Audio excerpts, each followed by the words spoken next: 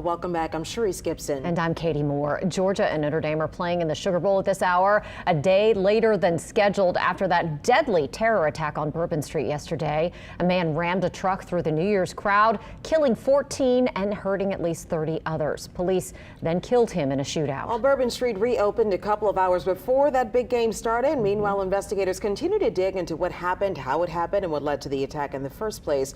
We have team coverage for you this evening, bringing you the latest on the reopening of Bourbon Street, security for the Super Bowl, or Sugar Bowl rather. Super Bowl is coming a little bit later, and the latest on the victims from this brazen attack. First, we begin with Lily Cummings. Sharice and Katie, we are live on Canal Street. It opened around 2 p.m. this afternoon to traffic, both lakebound and riverbound now. And as you can see behind me, the red streetcar line back up and running. The Canal Streetcar line, RTA opened that just shortly before our 4 p.m. newscast began. And a lot of people are on that streetcar taking advantage of it. Now, another thing there's a lot of out here today is law enforcement. Of course, you have NOPD officers that are out here.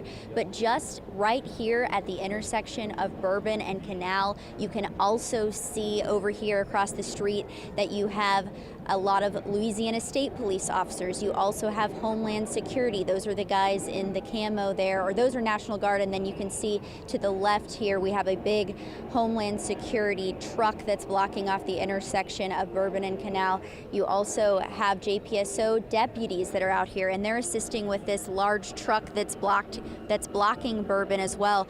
Sheriff Joe Lapinto was out here earlier this afternoon telling folks that that big truck is actually used during hurricanes. Of course, we are not in hurricane season, and they're happy to assist us right now. He said an attack on New Orleans is an attack on the greater New Orleans area. It's an attack on us all, and so he said they would be willing to give any resources, of course manpower, but also big trucks just like that one. So we have Canal Street now open to vehicular traffic. We have Bourbon Street open to pedestrians, and quite honestly, it is bustling down here. You have a lot of tourists, you have a lot of locals, even one man running down the street on his evening jog, I presume, with a flag that said love. He took a turn from Canal to Bourbon, just spreading that message of love, that we won't be defeated by this. You can hear in the distance that there's a band now on Bourbon Street playing very loud, very lively, just like we know and love here in New Orleans. So the sights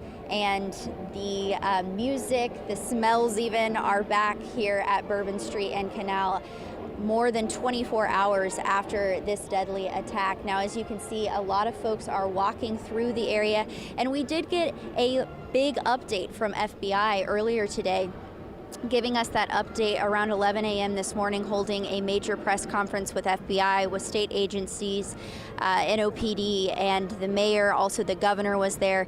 They gave us this update that the suspect is now believed to have been acting alone in this instance. And they also told us that there were 2 explosive devices that were found in the quarter yesterday, and they were able to, agents were able to deactivate those. So those were 2 major updates that came out of that press conference earlier today. And then, of course, we heard from Superintendent Ann Kirkpatrick out here on Canal Street following that press conference, saying that she felt confident that New Orleans was ready to reopen Bourbon Street, and it is certainly open at this hour. She also said that there are new barricades in place on the sidewalk. They're big yellow archers, as she called them. She was asked, are you upset that those weren't out there on New Year's Eve? And she felt like they wouldn't have made a difference. She felt like this terrorist was, quote, hell-bent on destruction. And so she said if it wasn't Bourbon Street, it would have been somewhere else that was very heavily populated, such as Canal Street, as we're standing on right now. So that's the update we have now from Canal and Bourbon. Again, bustling out here at this hour, a very different scene from just 24 hours ago. Sharice, Katie. All right, thank you so much.